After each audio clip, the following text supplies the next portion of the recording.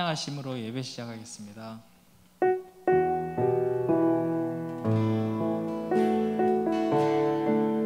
주를 위한 이곳에, 주를 위한 이곳에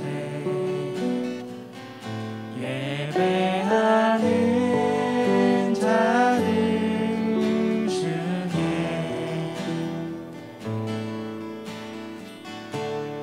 그가 찾는 이 없어. 주님께서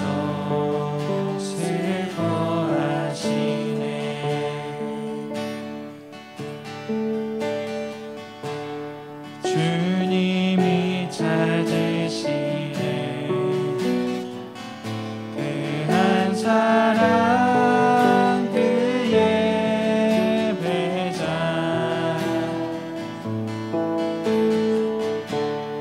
내가 그 사람들이 간절히 주께 예배하네. 주내로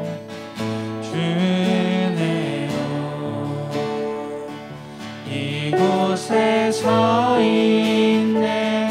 주임제에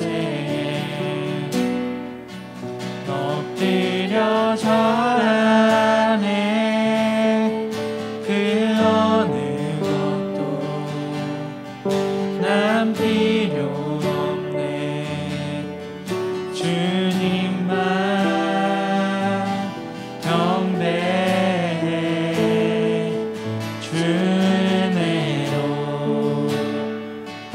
이곳에 서 있네. 주임제에 엎드려 절하네. 그 어느 것도 난 필요 없네. 주님만 경배해. 사도신경으로 신앙 고백하시겠습니다. 전능하사 천지를 만드신 하나님 아버지를 내가 믿사오며 그 외아들 우리 주 예수 그리스도를 믿사오니 이는 성령으로 잉태하사 동정녀 마리아에게 나시고 본디오 빌라도에게 고난을 받으사 십자가에 못 박혀 죽으시고 장사한 지 사흘 만에 죽은 자 가운데서 다시 살아나시며 하늘에 오르사 전능하신 하나님 우편에 앉아 계시다가 저리로서 산 자와 죽은 자를 심판하러 오시리라. 성령을 믿사오며 거룩한 공회와 성도가 서로 교통하는 것과 죄를 사하여 주시는 것과 몸이 다시 사는 것과 영원히 사는 것을 믿사옵나이다. 아멘. 이 시간 기쁨으로 즐겁게 박수치며 하나님께 찬양 드리겠습니다.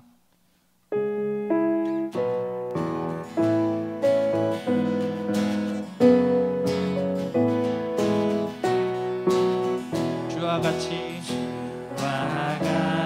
길 가는 것 즐거운 일 아니라. 우리 주님 걸어가신 발자취를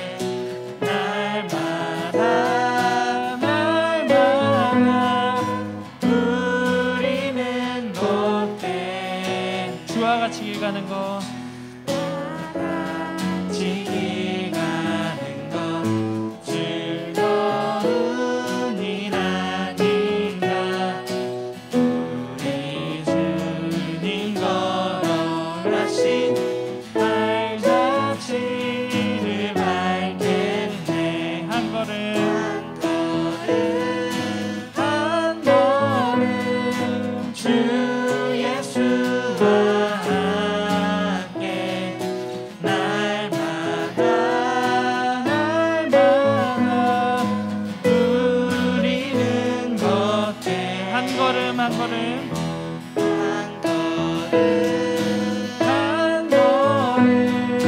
주 예수와 함께 날마다 우리는 걷겠네. 감사함으로 주를 높이며 그물에 들어가서 찬송함으로 그 이름을 송축할지어다. 감사함으로 주를 높이며 그물에 들어가서 찬송함으로 그 이름을 송축할지어다. 여호와를 즐거이 불러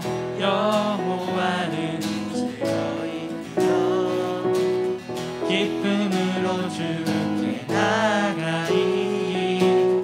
여호와 하나님 난 주의 백성 길을 씻는 양이라. 여호와를 즐거이 불러 기쁨으로 주께 나가리. 여호와 하나님 난 주의 백성 길을 씻는 양이라. 감사함으로 주를 높이며 그물에 들어가서 찬송함으로 그 이름을 송축할지어다. 감사함으로 주를 높이며 그물에 들어가서 찬송함으로 그 이름을 송축할지어다. 오늘 마지막으로 감사함으로 주를 높이며 그물에 들어가서 찬송함으로 그 이름을 송축할지어다. 우리 하나님께 박수로 영광 올려드리겠습니다.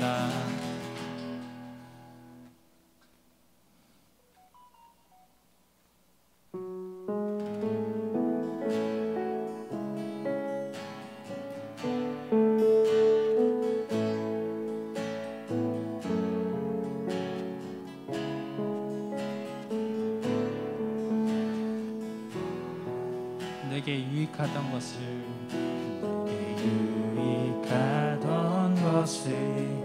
다해로 여기네. 구주를 위하여 모두 다 버리네. 모든 것을 잃어버려도 나가지 않는 주를 앉으시기 가장 고상함이라. 육체를 신뢰하지 않고 겸손한 마음으로 부활의 능력과 고난에 참여하며 죽으심을 본받아 그리스도를 얻고 예수의 안에서 발견되려 함이라. 요 때를 향하여 그리스도 예수 안에서 부름의 상을 위하여 달려가노라. 이전에 있는 것은 모두 잊어버리고 함께 계신 그리스도께로 달려가노라. 내게 유익하던 것을 다시 한번 찬양하겠습니다. 유익하던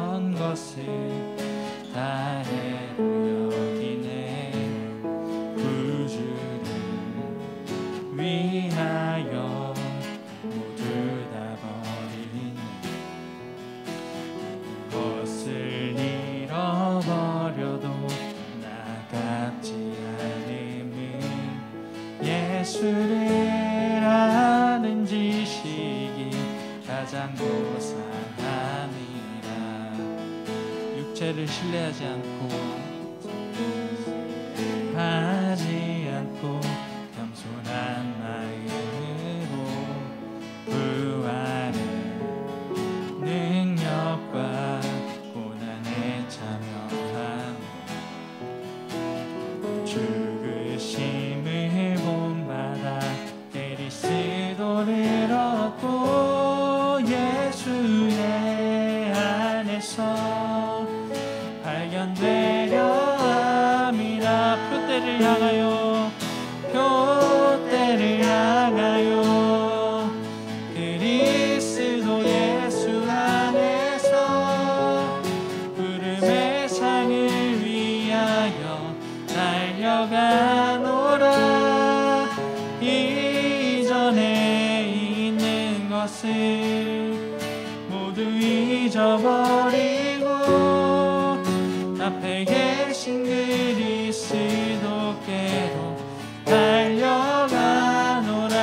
표대를 향하여 표대를 향하여 그리스도 예수 안에서 부름의 상을 위하여 달려가노라. 이전에 있는 것을 모두 잊어버리고 함께 계신 그리스도께로 달려가노라. 표대를 향하여 표대를 향하여 그리스도 예수 안에서 부름의 상을 위하여 달려가노라. 이전에 있는 것을 모두 잊어버리고 앞에 계신 그리스도께로 달려가노라. 마지막으로 표대를 향하여 표대를 향하여 그리스도 예수 안에서 부름의 상을 위하여 달려가노라. 이전에 있는 것을 잊어버리고 앞에 계신 그리스도께로 달려가노라. 주님, 우리가 이 시간 찬양의 고백처럼 주님을 우리 마음에 품고 또 주님 십자가를 우리 마음에 품고 우리의 삶의 각 모든 자리에서 주를 언제나 즐거워하고 주를 위하여 세상에 외치며 선포하는 자들이 되게 해달라고 기도하시겠습니다.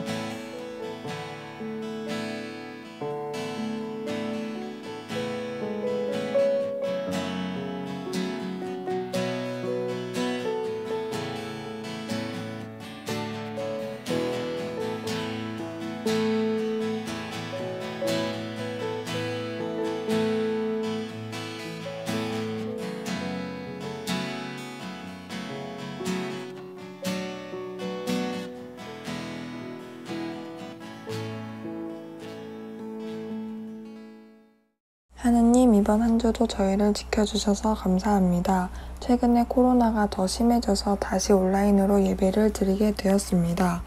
모두 온라인으로 예배를 드려도 예배를 집중하고 잘 드릴 수 있도록 도와주세요. 그리고 이제 저희가 수련회를 준비하고 있습니다. 하느님께서 이것을 잘 인도하여 주시고 저희 기천말 모두가 이번 수련회를 통해 은혜 받는 시간 되게 해주세요.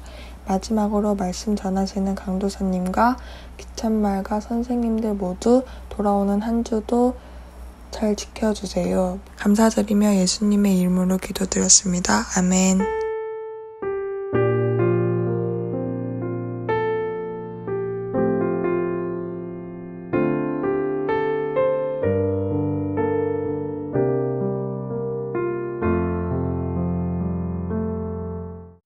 이 시간 우리 오랜만에 또 영상으로 함께 서로 축복하는 시간 갖겠습니다.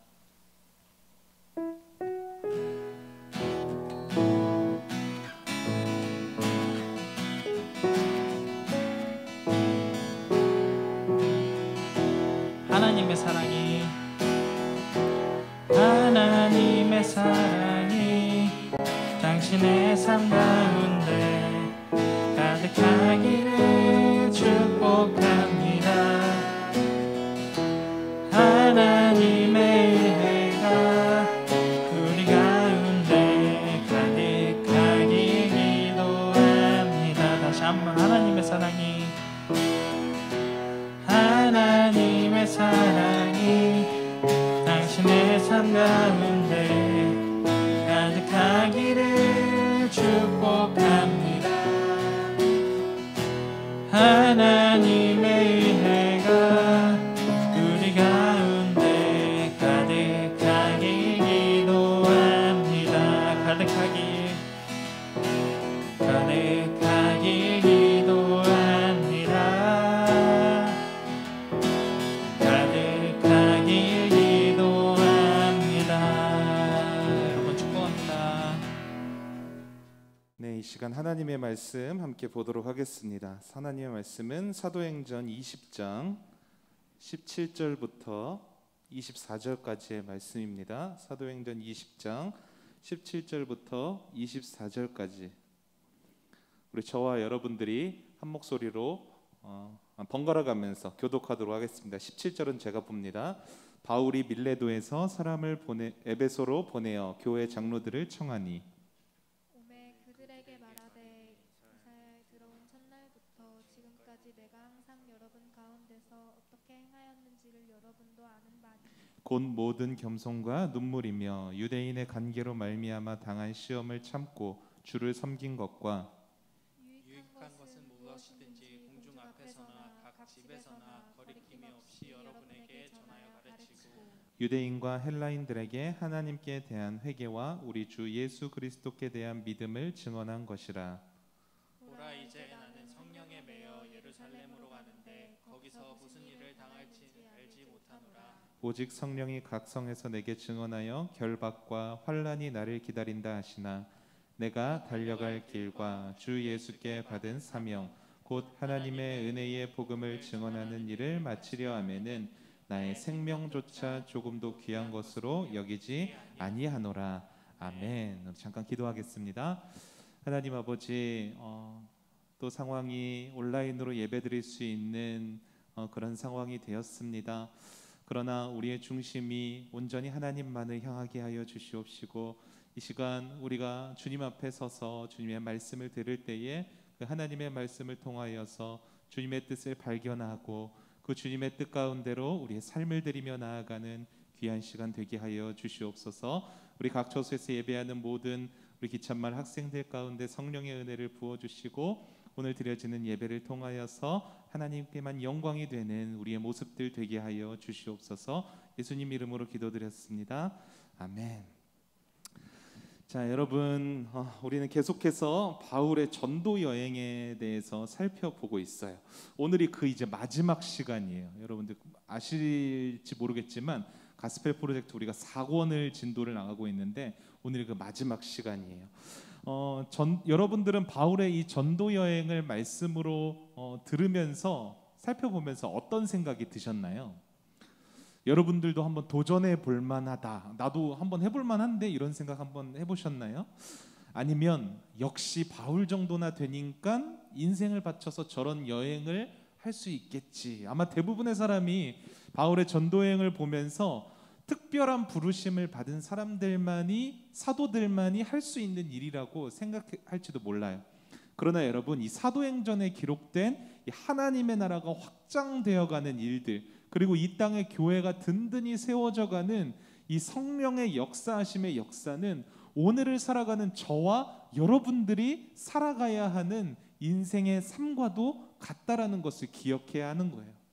다시 말해서 우리가 계속해서 배우고 있는 이 사도행전에 기록된 모든 사건들은요, 사도들에게만 경험되어지는 그런 특별한 일이 아니라 예수를 믿는 성도들이라면, 저와 여러분들이라면 마땅히 삶 속에서 경험해야 할 일이라는 거예요.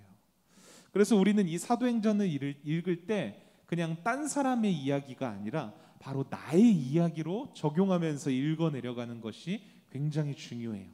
그런데 그렇게 하다 보면은 그렇게 이렇게 사도행전의 말씀을 읽다 보면은 마음에 부담이 찾아오게 될 거예요. 복음을 전하는 것도 우리는 좀 힘들잖아요, 그렇죠? 근데 바울이 겪은 일을 한번 여러분들 보세요. 돌에 맞아서 죽기 직전까지 간 적도 있었고, 억울한 누명을 당해서 감옥에 갇히는 일도 있었죠. 만약 여러분 우리가 이런 일을 당한다면 어떨지 굉장히 부담이 가는 게 당연한 일이에요. 그런데 그런 일들은 뭐 간혹 가다가 특별하게 당하는 일이라고 생각되어지고, 그런 것보다 더 우리에게 큰 부담으로 찾아오는 게 있단 말이에요. 그게 뭐냐면 바로 현실적인 문제예요. 다른 말로는 생계, 먹고 사는 문제라고 하죠. 이 먹고 살아야 하는 이 생계의 문제는 우리가 살아가는 이 현실에서 굉장히 중요한 문제예요. 인생을 계획하고 살아가는데 이 생계에 관한 계획을 빼놓고는 우리가 살아갈 수 없을 정도이죠.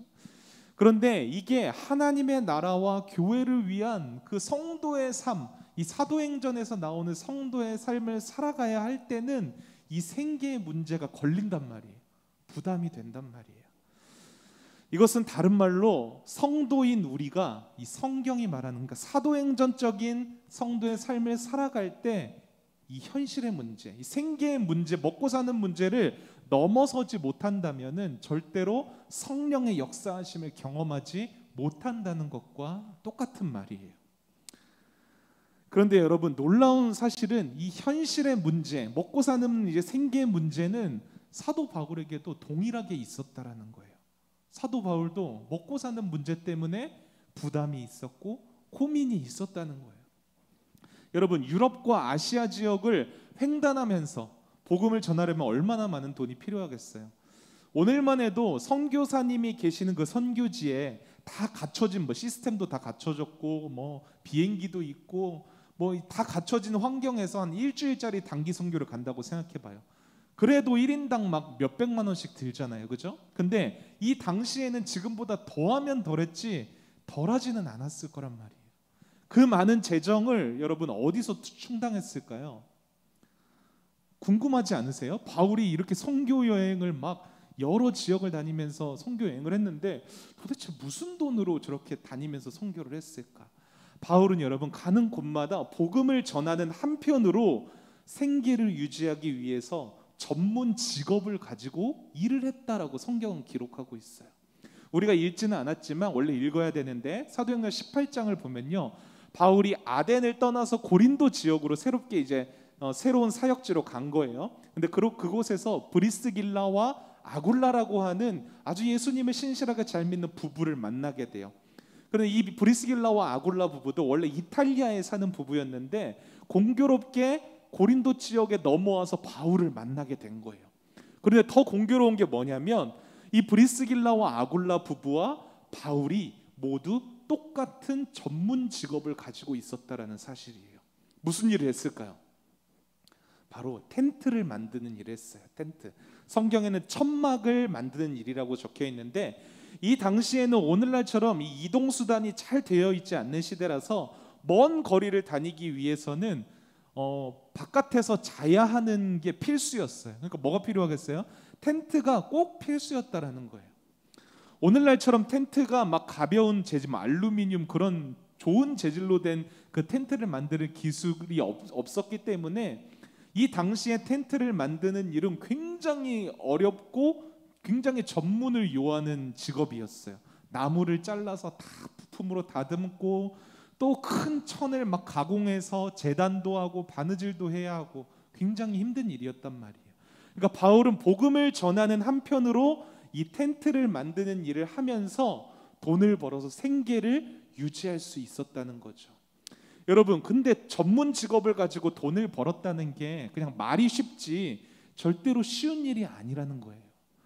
텐트라는 게 어찌 보면 여행 중에서 잠자리를 책임져주는 아주 중요한 물건이죠, 그렇죠?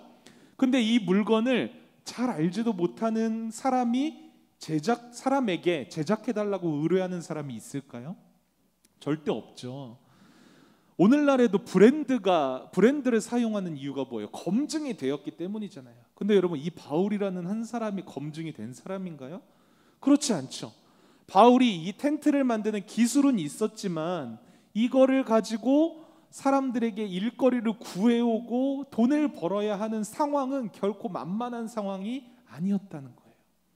그런데도 불구하고 바울은 이 현실을 감당하면서 먹고 사는 문제를 감당해내면서 복음 사역에 집중할 수 있었어요. 여러분, 그 근거가 어디에 있을까요? 그것은 바울의 물질관과 복음 사역에 임하는 태도에 있어요.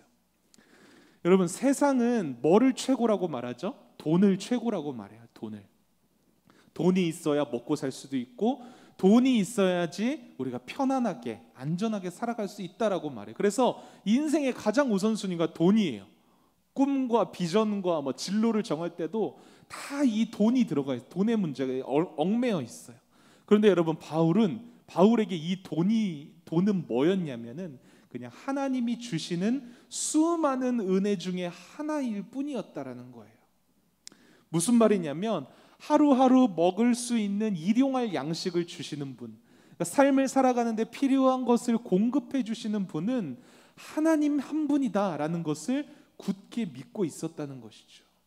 여러분, 이 믿음은 바울의 삶에 있어서 이 물질에 대한, 먹고 사는 문제에 대한 자유함을 주게 되었어요. 가장 복되고 가치 있는 하나님 나라를 위해서 살아가는데, 복음을 전하며 살아가는데 이 물질이, 먹고 사는 문제가 걸림돌이 되지 않았다고요. 왜요? 먹고 사는 문제, 이 생계의 문제는 하나님이 주관하는 문제였기 때문이에요. 바울에게 있어서는요. 정말 간단하고 당연한 말 같지만 여러분, 세상을 살다 보면 모든 물질이 하나님이 주시는 거라는 이 당연한 진리를 믿으며 살아가는 게 결코 쉽지 않다는 걸 알게 될 거예요. 그럼에도 불구하고 우리는 이것을 넘어설 수 있는 믿음이 있어야 한다는 거죠. 근데 여기서 생기는 의문이 있어요. 하나님이 모든 먹고 사는 문제를 다 책임져 주신다. 그러면은 모든 성도들이 그냥 직장 다 그만두고 복음만 전하러 다 사역에만 올인하라는 건가요? 그런 말이 아니에요. 모든 성도들은 각자 부르신 영역이 다 있어요. 누구는 특별한 부르심을 받아서 목회자로서 인생 전체를 다 하나님께 바쳐서 사역하는 경우도 있고, 어떤 사람도 특별한 달란트를 받아서 그 분야에서 직업을 가지고 또 그 직업을 가진 채로 하나님을 섬기는 사람들도 있다는 거예요. 중요한 것이 뭐냐면 각자 부르신 그 자리에서도 우리의 삶과 생계를 주관해 주시는 분이 하나님이다라는 이 믿음과 중심이 있어야 한다는 거죠. 다시 말해서 여러분들의 삶의 자리에서 이 먹고 사는 문제, 생계의 문제에 매달려서 이것을 쫓아서 살아가는 것이 아니라 하나님 나라의 일을 위하여서 그 일을 바라보며 붙들고 살아가야 한다는 거예요. 앞으로 여러분들이 대학에도 지나가게 되고 또 직장에도 취업하게 되고 다양한 위치에서 사회에서 활동하게 될 날이 올 거예요. 그때 여러분들에게 이 중심이 있어야 돼요. 내가 이 자리에 있는 것은 하나님의 나라를 위해서이다. 돈과 먹고 사는 문제 때문에 내가 이 자리에서 일을 하고 있는 것이 아니라 나를 이 자리로 세우신 하나님의 이유와 목적은 하나님의 나라를 위해서 내가 이 자리에 있는 것이다. 이 마음이 여러분들에게 꼭 있어야 한다는 거예요. 그렇다면 먹고 사는 문제는 어떻게 해야 될까요? 여러분들이 하나님의 나라와 그의 의를 구하는 삶을 살 때에 우리에게 필요한 양식과 물질과 모든 필요한 것들은 하나님이 공급해 주신다고 성경은 말하고 있어요. 여러분, 마태복음 6장 33절 말씀 같이 한번 읽어볼까요? 시작. 그런즉 너희는 먼저 그의 나라와 그의 의를 구하라. 그리하면 이 모든 것을 너희에게 더하시리라. 여러분, 많이 들어봤죠? 이 말씀에서 사람들이 좋아하는 부분은 어디에 있을까요? 뒤에 있어요. 이 모든 것을 너희에게 더하시리라. 하나님이 우리에게 다 주신데 모든 걸 다 공급해 주신다는데 얼마나 좋아요. 그런데 여기에는 중요한 전제가 붙어 있어요. 뭐예요? 먼저. 여기서 먼저라는 말은 우리 인생의 가장 우선순위를 말이에요. 우선순위. 먼저 우리의 인생의 우선순위를 하나님의 나라와 그 의를 구하는 것에 두었을 때에 하나님의 나라가 나를 통하여서 이 땅에 확장되고 죄의 길로 향하는 영혼들이 구원을 얻는 이러한 삶을 내가 살아낼 때에, 그리하면 모든 것들, 너희가 필요한 삶의 모든 필요한 것들을 너희에게 더하시리라. 이 말씀이 성립이 되는 거예요. 여러분, 실제로 바울은요 그러한 것을 경험하면서 살았어요. 여러분, 새로운 선교지에서 만난 이 브리스길라와 아굴라 부부와의 만남을 통하여서 이 부부의 집에서 바울은 함께 지낼 수 있게 되었고요, 이 부부가 하고 있는 이 텐트 메이커의 일을 함께, 사업을 함께 도우면서 복음 사역에 매진할 수 있게 되었어요. 여러분, 이게 우연 같나요? 이 만남이 우연 같나요? 그렇지 않아요. 먼저 그의 나라와 그의 의를 구하는 이 바울의 중심과 바울의 삶을 통하여서 하나님께서 허락하신 은혜의 축복이라는 것을 여러분들이 볼 수 있어야 한다는 거예요. 사랑하는 기찬말 여러분, 여러분들이 살아가다가 현실의 벽에 부딪힐 때가 분명히 올 거예요. 먹고 사는 문제에 부딪힐 때가 분명히 찾아오게 될 거예요. 그때 오늘 말씀을 기억하세요. 하나님이 우리를 그 삶의 자리에 서게 하신 이유와 목적은 그 돈에 매달려 살아가는 것이 아니라 하나님의 나라와 의를 위하여서 여러분들을 그 자리로 부르셨다라는 사실을요. 그리고 현실의 벽 앞에 서서 하나님을 바라보세요. 현실을 계산하고 내가 오늘 얼만큼 써야 될까, 이걸로 살아갈 수 있을까, 이렇게 계산하고 타협하지 마시고요, 사도행전에서 보여주셨듯이 성령의 역사하심으로 사도의 인생들을 이끄셨던 그 하나님을 여러분 바라보시라고요. 그 현실의 벽을 우리 하나님께서 뚫어내시고 역사하시는 그 하나님의 은혜를 여러분들이 발견하게 될 거예요. 자, 여러분, 이제 사도 바울은 이제 3차 선교 여행을 마무리하기 위해서 어디로 향하게 되냐면 밀레도라는 항구 도시로 향하게 돼요. 이곳에서 에베소 교회에 있는 장로님들을 불러서 마지막 고별 설교를 하게 되는 내용이 우리가 읽은 사도행전 20장의 말씀이에요. 바울은 이 고별 선교에서 자신이 여태까지 선교 여행을 통하여서 경험했던 것, 배웠던 것들, 그리고 어떤 믿음을 가져야 하는지를 아주 절실하게 장로님들에게 이렇게 알려주고 있는 모습을 볼 수 있어요. 바울이 선교 여행을 하면서 배우게 된 것을 압축하여서 본문 19절에 이렇게 설명하고 있는데요, 우리 같이 한번 읽어볼까요? 시작. 곧 모든 겸손과 눈물이며 유대인의 간계로 말미암아 당한 시험을 참고 주를 섬긴 것과. 바울이 선교 여행에서 배운 것은 세 가지예요. 먼저는 겸손을 배웠고, 두 번째는 눈물을 배웠고, 세 번째는 시험을 참고 주님을 섬기는 것을 배웠어요. 여러분, 이 세 가지, 바울이 배운 이 세 가지는요, 우리가 이 현실에서 신앙생활을 하면서 꼭 기억해야 할 것들이기도 해요. 먼저 여러분, 겸손을 한번 생각해 볼까요? 여러분, 겸손이라고 하면은 어떤 의미가 담겨 있는 것 같아요? 보통은 자신의 부족함을 바깥으로 드러내는 것을 겸손이라고 생각하는 경우가 많아요. 그러니까 원래 나한테 있는 부족함을 바깥으로 드러내는 것을 겸손이라고 말한, 이게 바로 세상이 말하는 겸손의 의미예요. 그런데 여러분, 성경이 말하고 있는 겸손은 좀 다른 의미를 가지고 있어요. 바울이 말한 이 겸손이라는 단어의 원어적 의미를 살펴보면요, 겸비하다라는 뜻을 가지고 있는데요, 이 겸비하다라는 말은요, 마땅히 내가 누려야 할 권리, 특권들, 그것들을 스스로 내가 포기하고 낮은 자리로 자청해서 가는 것을 말해요. 그냥 능력이 없고 연약하기 때문에 겸손한 게 아니라 능력도 있어요. 그리고 내가 누려야 할 것들도 있지만 그것들을 포기하고 스스로 낮아진다라는 거예요. 이것이 성경이 말하는 겸손이에요. 여러분, 성경이 말하는 겸손을 생각하면 딱 한 분이 떠오르죠. 누구예요? 바로 예수님이에요. 예수님은 스스로 마땅히 누려야 할 그 하늘의 영광을 버리시고 낮은 이 땅에 오셨어요.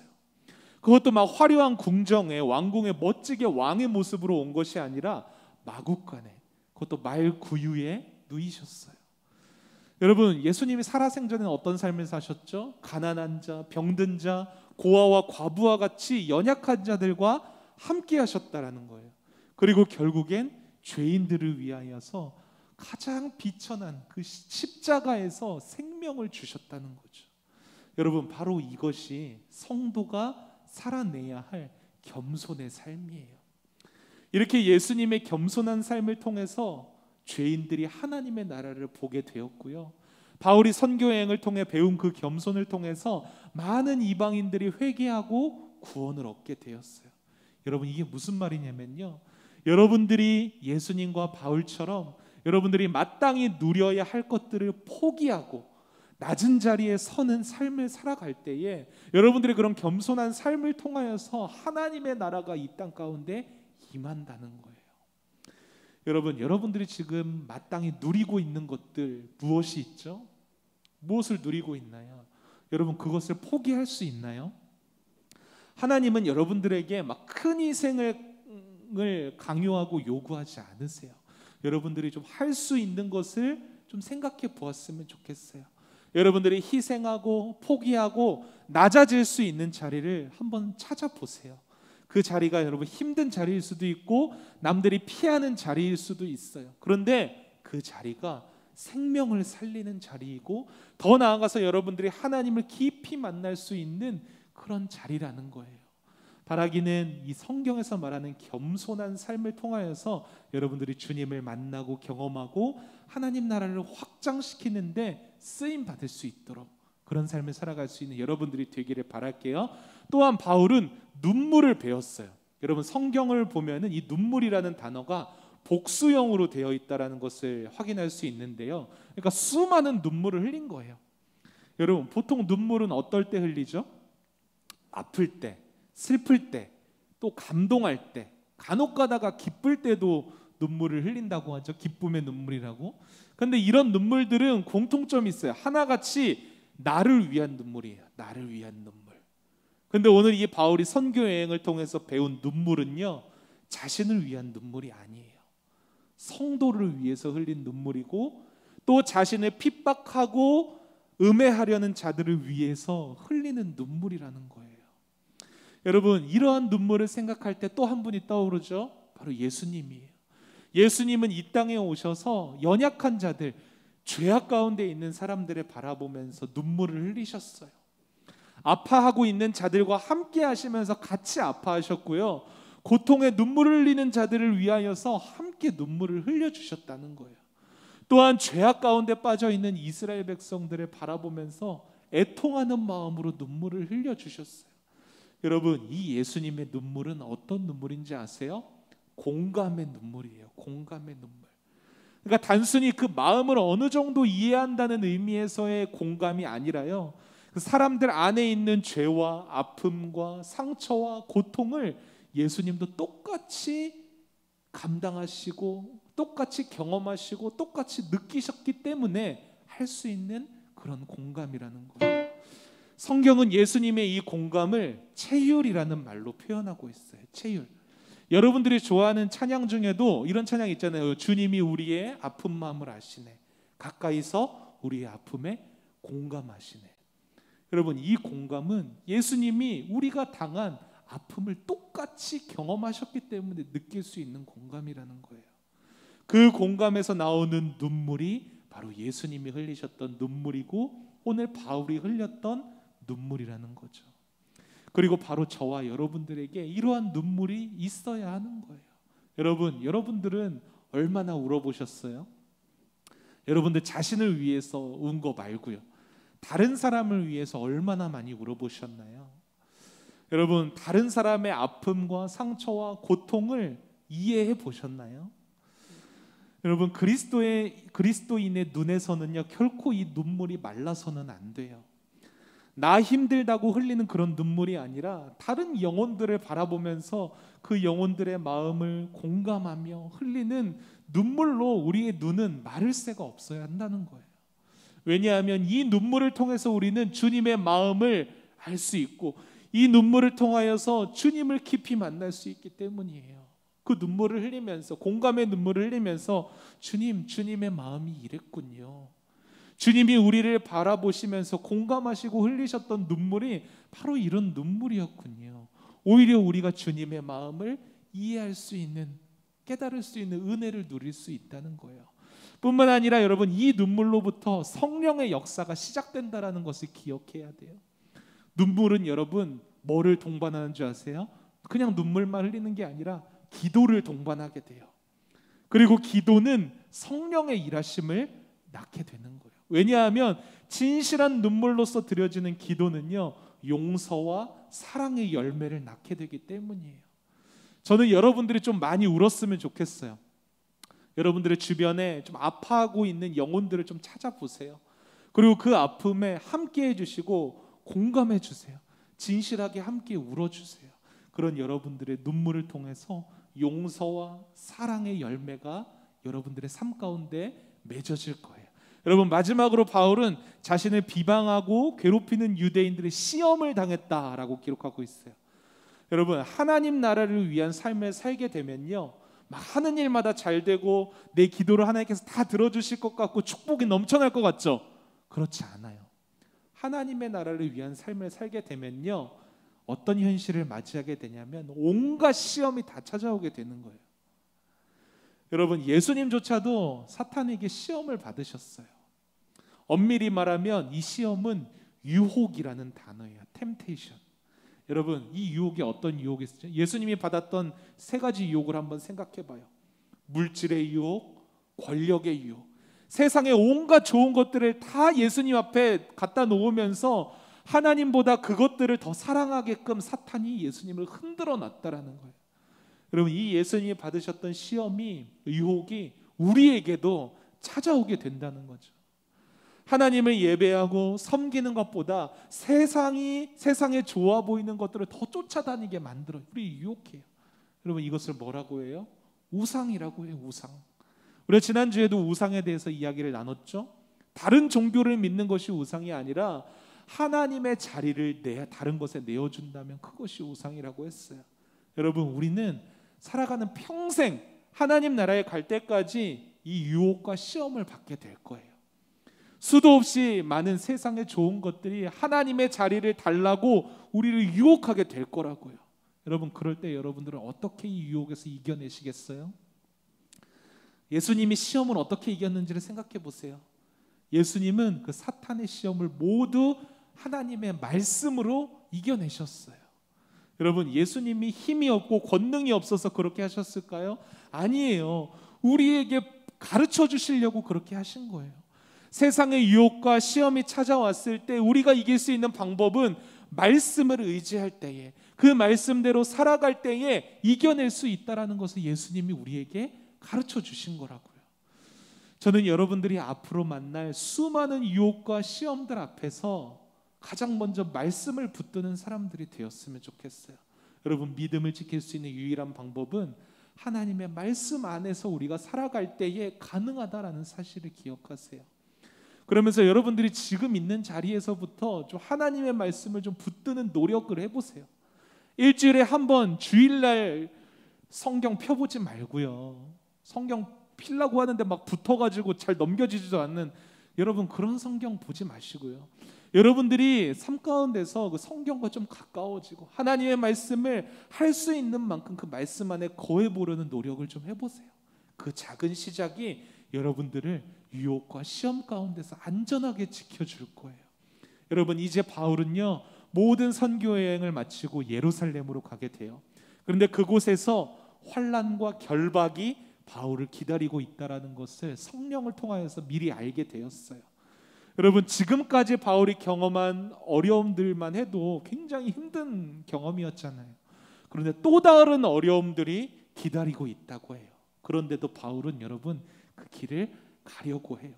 여러분, 어떤 각오로, 어떤 마음가짐으로 그 길을 가려고 하는지 아세요? 오늘 본문 24절을 같이 한번 마지막으로 읽어보겠습니다. 시작. 내가 달려갈 길과 주 예수께 받은 사명 곧 하나님의 은혜의 복음을 증언하는 일을 마치려 하면은 나의 생명조차 조금도 귀한 것으로 여기지 아니하노라. 아멘.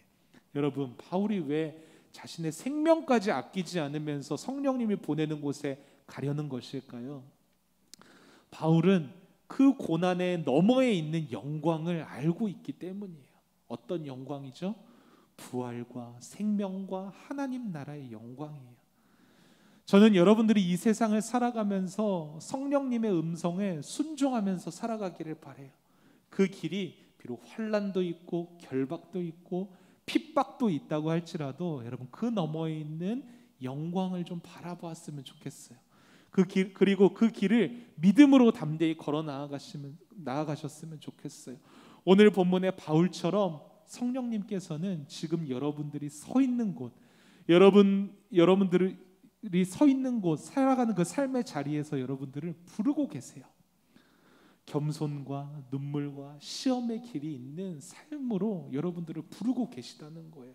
그 부르신 자리에서 오직 하나님의 나라를 바라보고 그 영광을 가진 자로서 합당한 믿음의 열매를 맺을 수 있기를 예수님의 이름으로 부탁을 드릴게요. 이 시간 함께 찬양했으면 좋겠습니다. 함께 결단하면서 찬양했으면 좋겠는데, 함께 찬양할 때에 예배자, 우리 찬양의 가사를 묵상하시면서 여러분들의 삶을 온전히 주님께 드리며 찬양하도록 하겠습니다.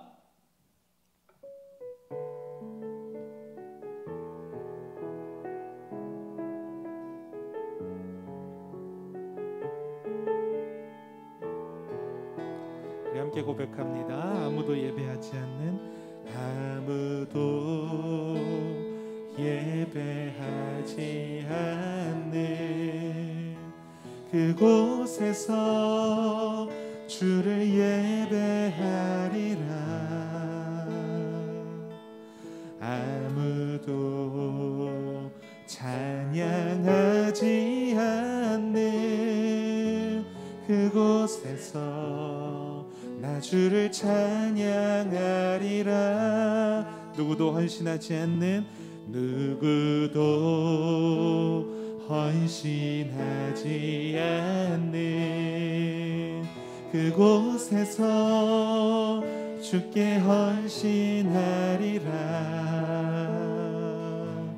누구도 증거하지 않는 그곳에서 나 주를 증거하리라. 우리 믿음으로 고백합니다. 내가 밟는 모든 땅 주를 예배하게 하소서. 주의 보혈로 덮어지게 하소서.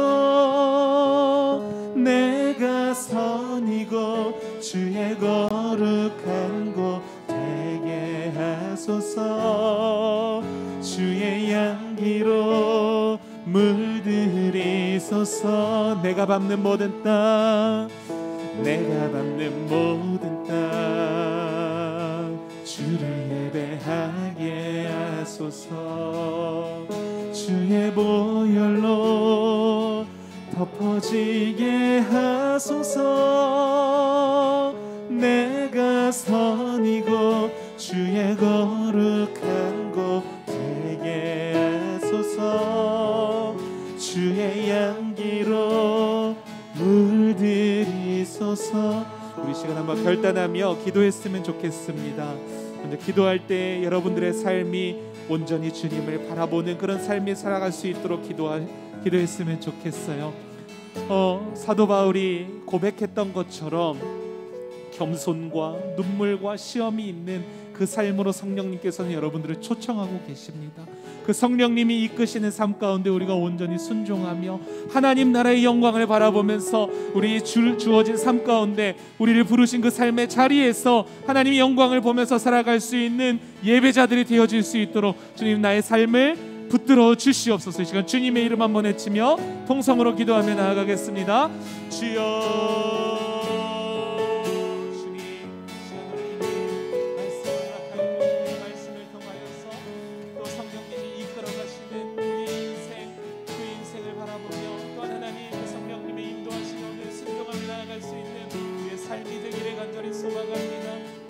바울의 고백처럼 그리스도인의 삶 가운데 겸손과 눈물과 시험에 가득 찬 삶으로 성령님이 인도하신다는 사실을 다시 한번 기억하며 하나님 우리가 주님께서 그리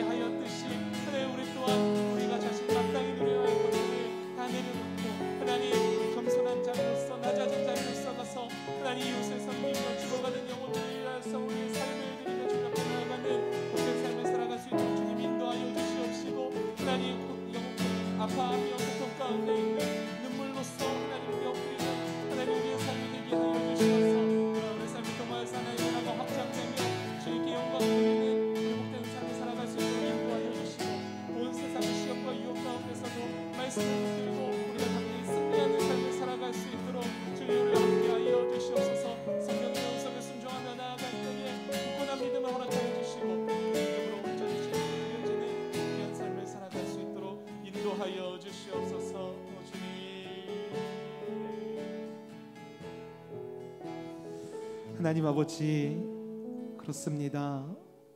성도의 삶은 겸손과 눈물과 시험이 가득 찬 그러한 삶임을 다시금 말씀을 통하여서 기억해 봅니다. 이미 주님께서 그 길을, 그러한 삶을 살아내셨고, 사도 바울 또한 그러한 삶을 살아낸 것을 우리가 말씀을 통하여서 보면서 주님, 우리 또한 그 주님이 가셨던 길을 걸어 나아갈 수 있고자 하나님, 우리가 믿음을 드리며 삶을 드리며 이 시간 주님 앞에 헌신하며 또한 결단하며 기도했습니다. 주님, 드려진 우리의 기도를 주님께서 응답하여 주시고, 이 인생을 살아가는 동안 어려움과 고통과 눈물이 있을지라도, 시험과 유혹과 핍박이 있을지라도 우리를 인도하시는 성령님의 인도하심에 순종하며 그 너머에 있는 하나님 나라의 영광을 바라보며 믿음으로 승리하는 삶을 살아갈 수 있는 우리 기참말 모든 학생들 다 될 수 있도록 주여 인도하여 주시옵소서. 감사드리며 예수님의 이름으로 기도드렸습니다. 아멘. 우리 이 시간에 함께 찬양하며 봉헌 드리도록 하겠습니다.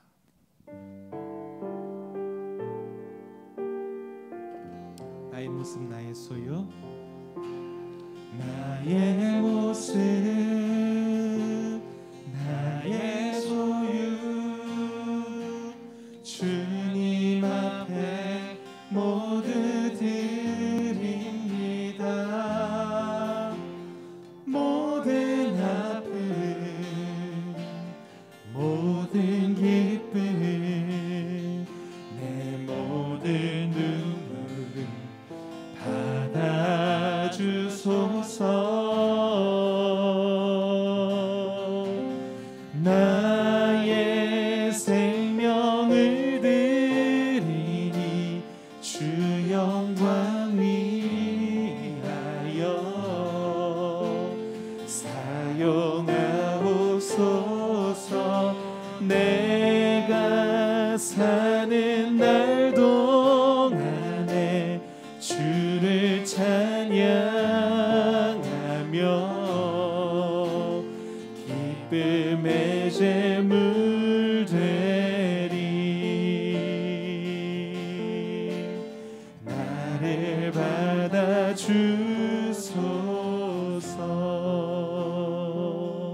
기도하겠습니다. 하나님, 이 시간 우리의 삶을 인도하시고 주관하시는 분이 오직 하나님 한 분뿐임을 인정하며, 또 우리에게 주신 모든 삶에 필요한 일용할 것들과 또한 우리 필요한 물질들이 오직 주님께서 주시는 은혜의 선물임을 인정하며 고백하는 마음으로 이 시간 헌금을 드렸습니다. 드린 손길마다 복의 복을 더하여 주시고 이 땅을 살아가는 필요한 모든 것들을 주님께서 공급하여 주시되, 하나님의 나라와 의를 먼저 구하며 하나님께 인생을 바쳐드리는 우리 모든 삶이 되게 하여 주시고, 또한 공부하는 우리 친구들에게 지혜와 명철과 건강함을 허락하여 주시옵소서. 드려진 헌금이 하나님의 나라와 교회를 위하여 거룩하게 사용되어 줄 수 있도록 축복하여 주시옵소서. 감사드리며 예수님의 이름으로 기도드렸습니다. 아멘. 주기도문으로 예배 마치겠습니다. 하늘에 계신 우리 아버지여, 이름이 거룩히 여김을 받으시오며 나라의 임하옵시며 뜻이 하늘에서 이루어진 것 같이 땅에서도 이루어지이다. 오늘날 우리에게 일용할 양식을 주옵시고 우리가 우리에게 죄 지은 자를 사하여 준 것 같이 우리의 죄를 사하여 주옵시고 우리를 시험에 들게 하지 마옵시고 다만 악에서 구하옵소서. 대개 나라와 권세와 영광이 아버지께 영원히 있사옵나이다. 아멘.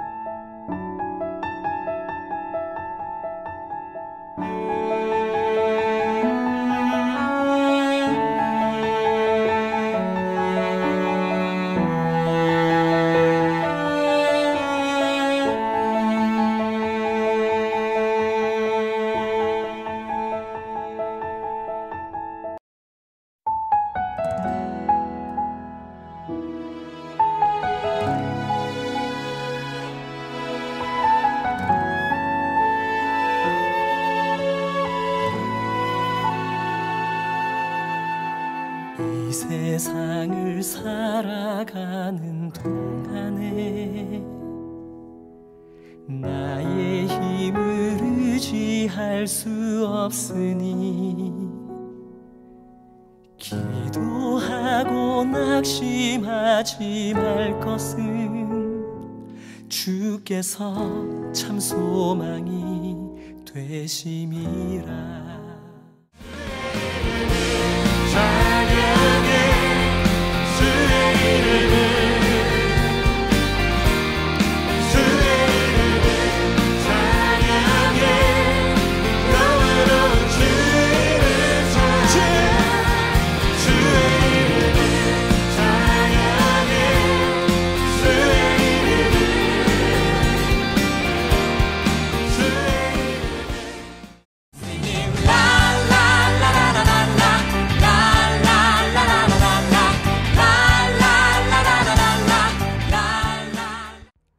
기찬말 친구들 모두 안녕하세요. 오늘의 기찬말 소식 전해드릴게요. 기찬말 중고등부 예배 안내입니다. 코로나 단계 격상으로 인해 당분간 예배는 온라인으로 함께 드려집니다. 예배 후에 줌으로 만나는 온라인 분반 모임도 잊지 않으셨죠?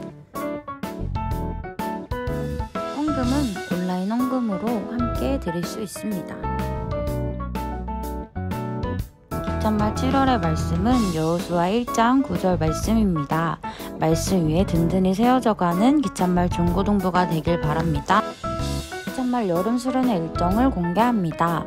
모두 기대하고 기다리는 마음으로 함께 수련회를 위해서 기도해주세요. 오늘의 기찬말 소식은 여기까지. 다음 주에 새로운 소식과 함께 만나요.